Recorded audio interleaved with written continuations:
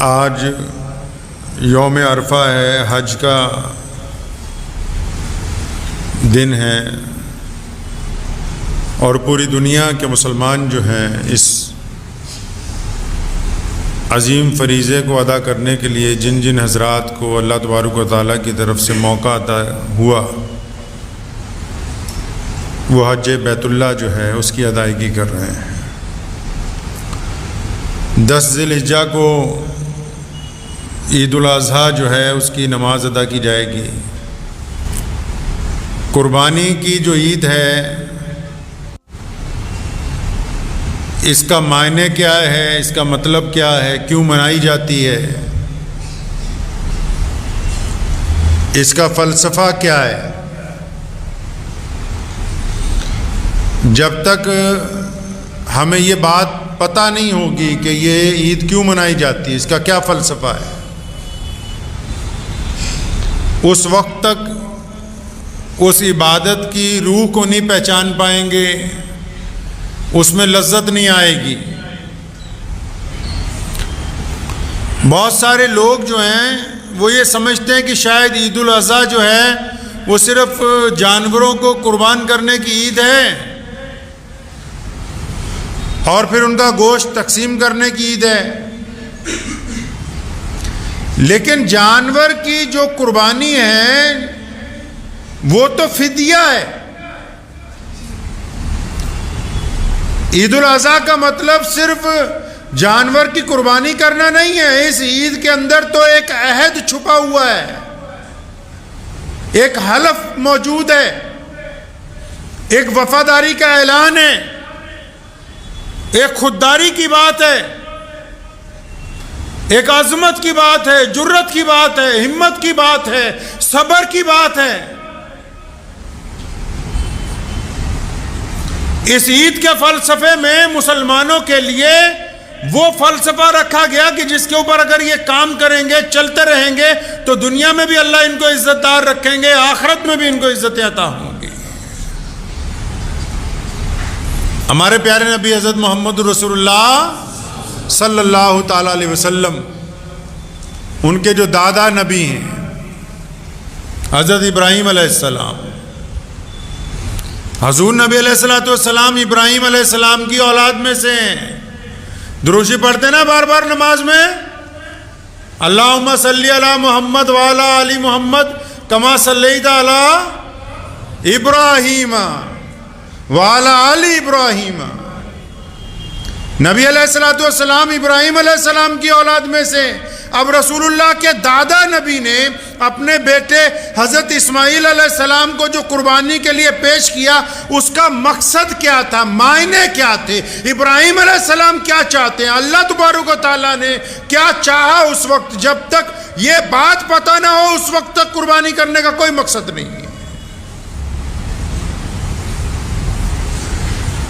اگر صرف جانور ذبح کرنے سے حدیث پاک میں آیا کہ تمہارا گوشت اور تمہارا خون جو ہے جانوروں کا یہ اللہ تعالیٰ تک نہیں پہنچتا ہے۔ اللہ تعالیٰ نیتوں کو دیکھتے ہیں کہ میرے بندے کی نیت کیسی۔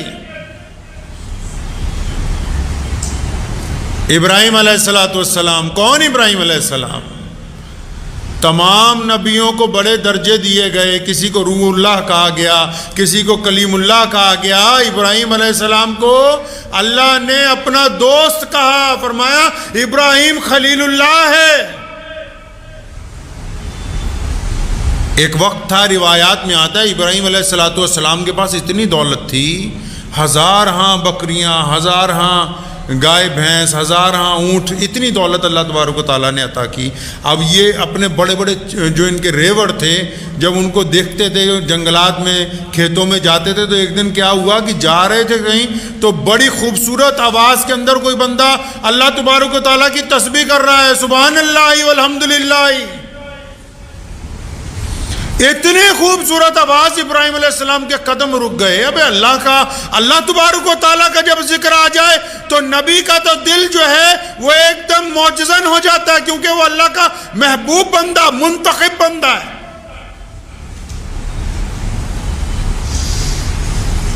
تو جب وہ فرشتہ تھا ایک، چھپ کے بیٹھ گیا ایک جنگل میں کھیت میں، اور بڑی خوبصورت آواز میں اللہ کا ذکر کر رہا ہے۔ یہ آواز سنی، ابراہیم علیہ السلام ڈھونڈتے ڈھونڈتے پہنچ گئے آخر اس تک۔ دل تڑپ رہا تھا، اس کو جا کے کہنے لگے تو کیا پڑھ رہا تھا؟ کہنے لگا میں اپنے رب کی ثنا کر رہا ہوں۔ فرمایا ایک دفعہ اور کر۔ اور وہ جو فرشتہ انسانی لباس میں تھا تو کہنے لگا ابراہیم پہلے تو میں اپنی مرضی سے کر رہا تھا، اگر تمہیں کروانا ہے تو اجرت دینی ہوگی، مطلب پیسے لگیں گے، فری میں نہیں۔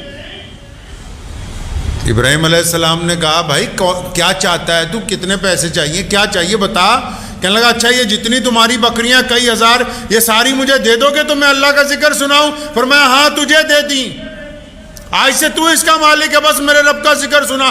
اس نے پھر اللہ تبارک و تعالیٰ کی تسبیح بیان کرنی شروع کی، اتنی خوبصورت آواز میں ابراہیم علیہ السلام پر وجد طاری ہو گیا، سنتے رہے، اچانک پھر چپ ہو گیا۔ اور فرمایا کیا بات بھائی تو چپ ہو گیا ہے؟ کہنے لگا جی جتنے پیسے دیے تھے اتنے کا کام ہو گیا۔ نبی ہیں، دیکھو کیسے دوستی ملتی ہے۔ منت کرنے لگے، نہیں یار اور ایک دفعہ سنا دے، ایک دفعہ اور سنا دے۔ کہنے لگا بھائی یہاں تو پیسے لگتے ہیں ہر چیز کے، اور سننی ہے تو یہ جتنی بھینسیں یہ ساری مجھے دے دے، کئی ہزار کا ریوڑ۔ اور فرمایا یہ بھی کوئی بات ہے، میرے رب کے لیے تو ابراہیم کی جان حاضر ہے۔ ساری بھینسیں وہ بھی دے دی کہ آج سے اس کا مالک تو ہے، عملے سمیت۔ اور پھر اللہ کی تسبیح بیان کرنے لگا، بہت دیر کرتا رہا۔ ابراہیم علیہ السلام بڑی خوشی سے سنتے رہے، پھر چپ ہو گیا۔ بولو یار تو پھر چپ ہو گیا؟ کہنے لگے اب پھر پیسے ختم ہو گئے، ریچارج تو ختم ہو گیا۔ اور میں اچھا کہتا یہ پھر سنا، کہتا نہیں یہ جتنا سب کچھ بچ گیا، ہزاروں اونٹ باقی چیزیں، یہ بھی سب اگر دے دو گے تو سناؤں گا۔ اللہ کے ذکر سننے کی بات ہو رہی ہے، زمین کے بدلے زمین کی بات نہیں ہے، دولت کے بدلے دولت کی بات نہیں ہے، صرف ذکر سننا ہے اللہ کا بس۔ ابراہیم علیہ السلام نے پھر کہا اچھا کوئی بات نہیں، باقی بھی سب کچھ دے دیا۔ وہ فرشتہ پھر شروع ہوا سنانے کے لیے۔ ابراہیم علیہ السلام کی آنکھوں سے آنسو جاری ہے، بڑے وجد کے ساتھ اپنے رب کا ذکر سن رہے ہیں، خود بھی کر رہے ہیں۔ اچانک وہ پھر چپ ہو گیا، کہنے لگا بھائی یہ کیا تو کرتا ہے، بار بار چپ ہو جاتا ہے۔ کہنے لگا پھر ریچارج ختم ہو گیا، بھائی اب تو تیرے پاس دینے کے لیے کچھ نہیں، بات ختم کرو۔ ابراہیم علیہ السلام نے اس فرشتے کو جو بات کہی، وہ فرمایا سب کچھ ختم ہو گیا مجھے پتا ہے، لیکن میرا دل چاہتا ہے تو میرے رب کا نام اس خوبصورتی سے لیتا رہے، میں سنتا رہوں۔ اب ایسا کرتے ہیں، بھیڑ بکریاں بھی لے لی، تمام جانور بھی لے لیے، تمام سرمایہ بھی تجھے دے دیا، نے بتا تو اب اتنا دولت مند ہو گیا، اس سامان کو سنبھالنے کے لیے کسی نوکر کی ضرورت ہوگی، تو مجھے اپنا نوکر رکھ لے، اور مجھے کچھ نہیں چاہیے، تو میرے رب کا کلام مجھے سناتے رہنا، میں تیرے جانوروں کی نوکری کرتا رہوں گا۔ روایتوں میں لکھا ہے ابراہیم علیہ السلام نے جب یہ بات کہی نا، فرشتے کی آنکھوں میں آنسو آ گئے۔ کہا علامہ اقبال نے کہ تردامنی پہ شیخ ہمارے نہ جائیے، تردامنی پہ شیخ ہمارے نہ جائیے، دامن نچوڑ دیں تو فرشتے وضو کریں۔ اٹھ کے کھڑا ہوا، گلے ملا، کہنے لگا ابراہیم میں تو فرشتہ ہوں، میں تو ویسے ہی آزما رہا تھا، یقیناً آپ اس قابل ہیں، یقیناً آپ اس مرتبے والے ہیں، یقیناً آپ اتنی عظمت والے ہیں کہ اللہ تعالیٰ آپ کو اپنا دوست بنائے، اللہ آپ کو اپنا دوست کہیں، یقیناً آپ اس مرتبے والے ہیں۔ وہی ابراہیم علیہ السلام، اولاد نہیں تھی، آخری عمر میں اللہ سے مانگا تو بیٹا عطا ہوا، اسماعیل علیہ السلام۔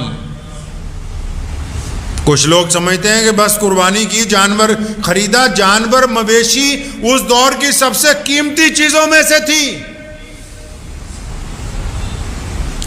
وہ اللہ تبارک و تعالیٰ نے فدیے کس جگہ عطا کیا؟ اس میں اصل قربانی تو ایک باپ کی ہے جو اپنے جوان سال بیٹے کو اللہ کے حکم پر قربان کرنے کے لیے تیار ہو گیا۔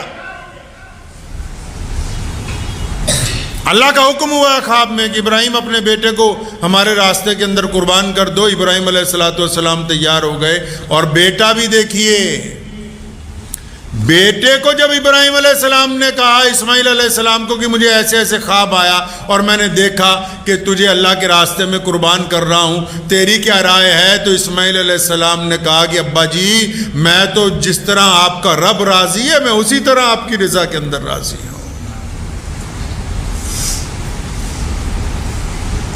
یہ پوری کائنات میں جو آج دین محمد الرسول اللہ صلی اللہ علیہ وسلم کا چل رہا ہے، اس نبی علیہ السلام کے آباء و اجداد کی قربانی کو اس لیے قیامت تک قائم رکھا گیا کہ آنے والے ہر دور کے مسلمانوں کو پتہ ہو کہ جانور ذبح کرنے سے پہلے اپنی وفاداریاں اللہ کو دینی ہے، جانور ذبح کرنے سے پہلے اپنی خوشبیاں اللہ تبارک و تعالیٰ کے راستے میں دینے کی طاقت رکھنی ہے، جانور ذبح کرنے سے پہلے اپنی جھوٹی انا اللہ کے راستے میں قربان کرنے کی ہمت رکھنی ہے۔ صرف بکرے کی میں نہیں، جو اس عید پر اپنی میں کی قربانی دے سکتے ہیں انہوں نے عید الاضحیٰ منانی ہے، باقی کسی نے نہیں منانی ہے۔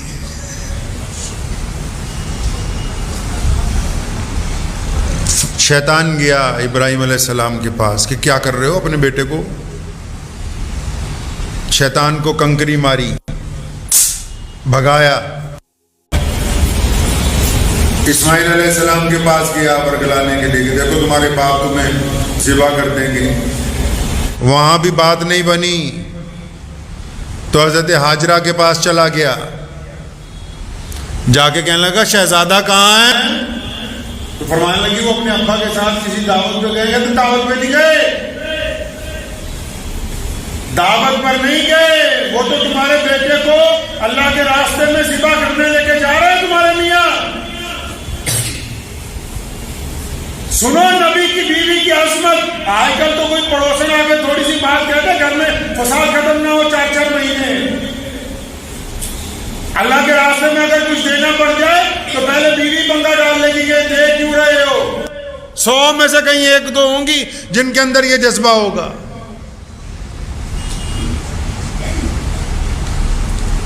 ایسے کہاں باپ ملیں گے؟ باپ کو تو اولاد چاہے کالی کیوں نہ ہو وہ بھی اتنی پسند ہوتی ہے، اور یہاں تو اللہ کے نبی حضرت اسماعیل علیہ السلام خوبرو نوجوان ہیں، 13-14 سال کی عمر ہے، اور ان کو اللہ کے راستے میں قربان کرنے کا حضرت ابراہیم علیہ السلام کو حکم ہو گیا تو اپنے بیٹے کو لے کے چل پڑے۔ اور بیٹا بھی کیسا بھائی؟ بیٹا ایسا کہ جب قربانی کا وقت قریب آیا کہنے لگا ابا جی میرے ہاتھ پیر باندھ دے مبادا، ایسا نہ ہو کہ جب آپ میرے گلے پہ چھری چلائیں تو میں درد کی وجہ سے یا تڑپنے کی وجہ سے کہیں آپ کا ہاتھ نہ روک دوں، اس لیے آپ میرے ہاتھ پیر باندھ دیجئے پہلے۔ حضرت ہاجرہ کو جب شیطان نے جا کے کہا نا جی آپ کے بیٹے کو ذبح کرنے کے لیے لے جا رہے ہیں، کہنا اچھا کیوں لے کے جا رہے ہیں؟ وہ ابراہیم کے رب نے حکم دیا ہے، اللہ تعالیٰ نے حکم دیا ہے کہ اپنے بیٹے کی قربانی دو۔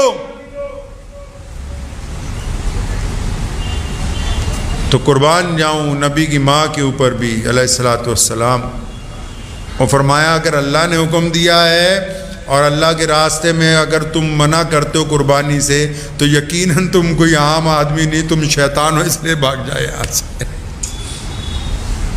وہاں اللہ کے راستے میں کیوں رکاوٹ پیدا کرتے ہو؟